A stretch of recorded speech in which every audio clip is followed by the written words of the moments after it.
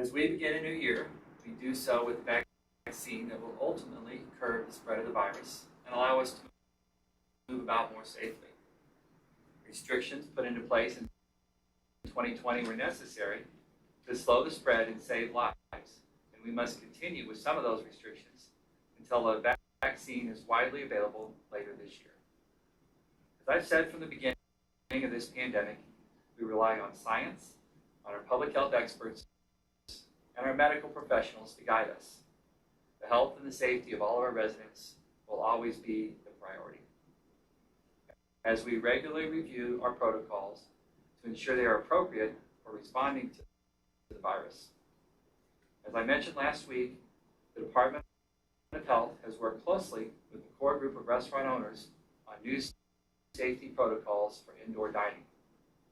And because new COVID cases continue to fall in St. Louis County, the Health Department's new protocols will permit indoor dining to begin today. The Health Department and restaurant groups have agreed on a set of straightforward guidelines for indoor dining. They include 5 key changes. I highlighted these last week, but with the protocols going into place today, I want to repeat them this morning. First, occupancy of restaurants will be limited to 25% of the fire code capacity, or the total number of diners sitting at tables spaced 6 feet apart, whichever is lower. Banquet facilities will also be limited in their occupancy to 25%, or 50 people maximum. Second, new mask protocols will be in place to better protect our restaurant workers. Also, we need to install physical barriers like plastic or plexiglass. And fifth, restaurants and bars will record the names and contact information for patrons to assist with contact tracing and case investigation if that proves to be necessary. There are more details available on these new Health Department guidelines at stlcorona.com. Click on the green Safety Guidelines button on the homepage. I want to thank all of the restaurant owners and workers who have followed the existing protocols to keep their customers and their employees safe. This pandemic has been harder on the restaurant industry than on most, and the new restrictions allow restaurants to open their dining rooms and provide diners an opportunity to expand their support for our local businesses. It's important to emphasize that we're able to make this policy change because the numbers are going in the right direction. But it's also important for everyone to understand that indoor dining, even with these protocols, continues to pose substantial risks to patrons and employees alike. We work carefully to mitigate those risks as much as possible. And I want to thank the restaurant owners who worked with us and for all of their collaboration. Our public health experts are doing their best to craft policies that protect us all from a deadly virus. I hope that we can all join in supporting our local restaurants as they try to survive the pandemic in a way that is safe for their customers and for their workers. With 2021 underway, let's stay on the safe path forward so we can continue to rebuild our economy and keep everyone healthy. And I'd be glad to take any questions. Yeah, Dr. Page, I have a few. You're requiring restaurants to take down people's private information for contact tracing, with no way to ensure that it is protected. If someone doesn't have a cell phone or email, does that mean that they're going to be denied service? So the question surrounds generally collecting information from patrons so that restaurants and public health workers can contact them if they've been exposed. We're asking restaurants to do what we've seen in other jurisdictions across the state or across the country, to provide a way for us to contact and for restaurants to help us contact anyone who might have been exposed.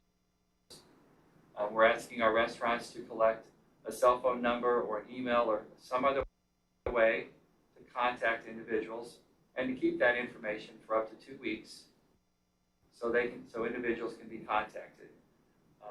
This was a recommendation of our restaurant work group and our public health department. The information, if it is determined that the health department needs that information would be covered by HIPAA and would be protected under federal law. county's been asking individuals to handle their own contact tracing because of the high case numbers. There's a positive. Public Health Department is extraordinary, and I expect that cooperation to continue. Since the cases are starting to fall in St. Louis County, our public health workers now have more time to help with contact tracing, and I expect them to be more engaged in that, as well as the numbers continue to go in the right direction. But I'm sure that our restaurants will continue to cooperate in contacting their patrons or employees who may have been exposed as they have been doing in the past. Is there anything that restaurant business owners can do to prevent people from using fake names or fake contact information for contact tracing purposes? So question is about people not using their real names at restaurants. Certainly there has always been a group of people who look at this pandemic as what can I get away with? We ask that folks will look at this response to the pandemic in all business sectors and all walks of their life as to what can I do to be helpful, what can I do to protect myself and others who may have been exposed to the virus and need to know so they can get medical treatment or know how to protect themselves.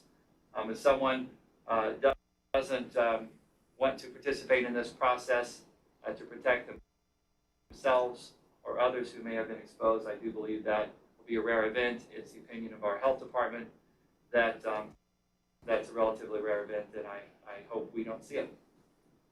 Why is today the day that you're allowing indoor dining to resume? Question about, the question is, why did we choose today? Why did our health department and our public health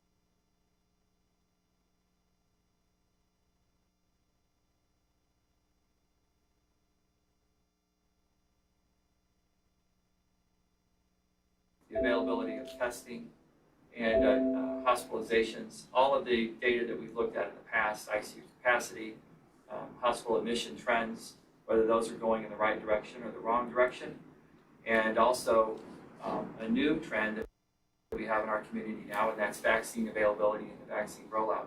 That will be a part of our health department's decision as well, and we'll also be monitoring, as always, new research that becomes available on the best way to protect people from the spread of the virus in our community. And if those trends are going in the wrong direction, then we will certainly be considering more restrictions. But we make all of our decisions in the Department of Public Health based on a 7-day average, and don't make our decisions on a one-day spike one way or the other. Any other questions? That's all I have for you. Okay, thank you.